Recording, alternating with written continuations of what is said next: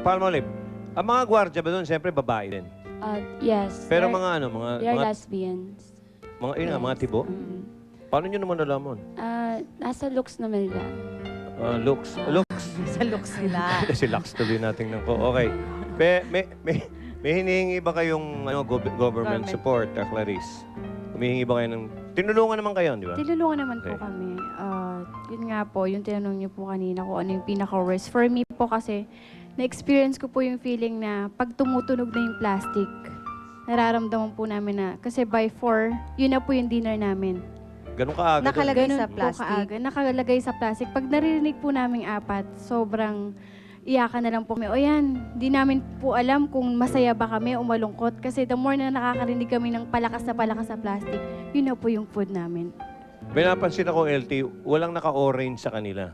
Talagang, may galit na ba kayo sa kulay orange ngayon, Clarice? Ay, Tito, correction po. Okay. Hindi Hindi po kayo kami naka-orange. naka-orange. O yan, si Lito ang nagkwento Yan. rito niyan eh. Naka-blue Naka-blue po shirt kami. po kami. Naka-blue. Blue. So, ayun, Naka-blue. kinokorek na ni Lito. Ah, Blue light daw. Blue blue ang po. uniforme Light po sa blue. Guam. Opo.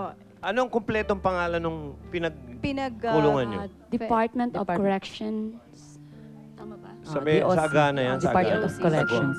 Kasi po immigration, ano po pag orange po, yun po yung local na dun Aha. nag-stay. Pero yun po yung Pag-imported. kagaya namin, Okay. blue shirt kasi po immigration ang nanghuli sa amin. Okay.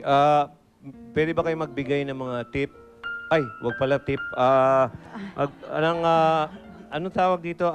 Mensahe. Mensahe sa mga gustong pumunta ng Guam na artistang katulad nyo. Okay, sa lahat ng mga artista na gustong pumuntang Guam, next time, first contract muna. Kung matino ba yung talagang pupuntahan yung may-ari katulad sa amin, mali yung contract namin at saka mahirap magtiwala. Dapat kilalahanin muna bago magtiwala. Yung mensahe Mali nyo naman... ang kontrata Yeah. na, Mali ang kontrata. na sinay na ninyo. At saka yung mga pinagsasabi nila bawal ang tip, kasi sa tip kami na huli, right? So, yung may-ari ng club, sinabi Alindog. sa amin, okay lang kasi most of the artists na galing sa Pilipinas, ginagawa yung mga ginagawa namin. Parang regalo lang yun eh. Yeah. Tsaka po, yung iba, hindi lang po sa Guam, kumbaga sa lahat ng ibang bansa, sana po, bago po kayo pumunta sa place na yon, i-assure nyo muna po kung safe kayo. Second po, alamin nyo po kung ano yung bawal at hindi. Kasi dun po kami talaga na hook. Ngayon po, nalaman po namin talagang ganun kahirap pag nasa kulungan. Relax, ano ang mensahe mo doon sa owner ng Alindog? Hindi ko po maano kung anong dapat kong sabihin sa kanya. Pero sana sa susunod na lang, kung may mga pinagbabawal po, kagaya sa mga bar na ganyan, sana po abisuhan ninyo yung mga talent ninyo na nagtatrabaho doon. Sabihin ninyo kung ano mga rules and regulations, kung ano yung mga hindi dapat gawin para hindi na nila sapitin yung kagayang sinapit namin.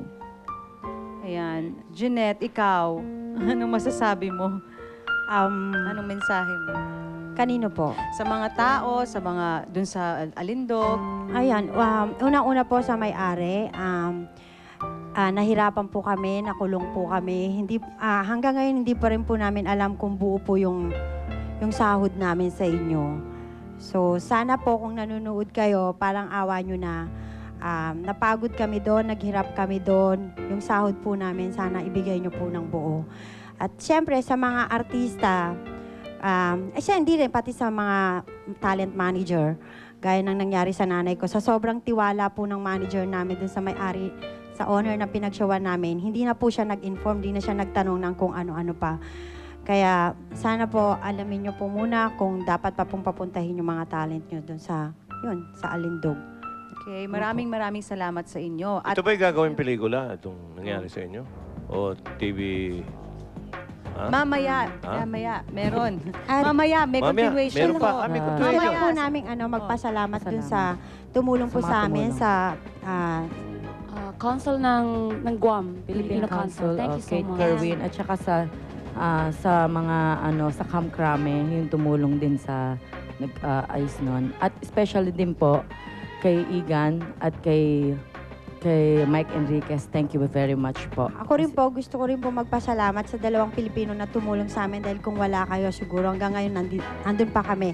Kay Abby at saka kay Sunny yan. Maraming Of salamat. course sa GMA kasi sila yung una